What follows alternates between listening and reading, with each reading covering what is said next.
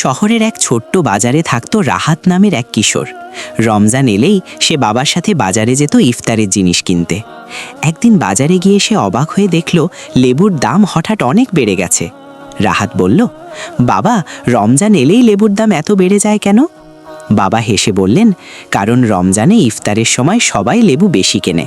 শরবত, ছোলা, পেঁয়াজু সব কিছুতেই লেবু লাগে। চাহিদা বেড়ে গেলে দামও বাড়ে। রাহাত ভাবতে লাগলো।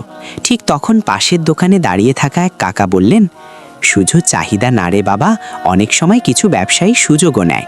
তারা ভাবে রমজান তো মানুষ কিনবেই, তাই দাম একটু বেশি রাখে। রাহাতের মনটা খারাপ হয়ে গেল। সে বলল, রমজান তো রহমত আর সহমর্মিতার মাস, তাহলে মানুষ বেশি লাভের চিন্তা করে কেন? কাকা দীর্ঘশ্বাস ফেলে বললেন, সবাই খারাপ না। অনেক ব্যবসায়ী আছে যারা ন্যায্য দামেই বিক্রি করে, কিন্তু কয়েকজনের জন্য বাজারের পরিবেশ খারাপ হয়ে যায়।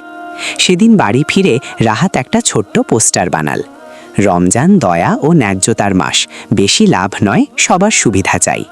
পরের দিন সে বাজারের সামনে দাঁড়িয়ে পোস্টারটা দেখাতে লাগলো। কয়েকজন দোকানি বিষয়টা বুঝল।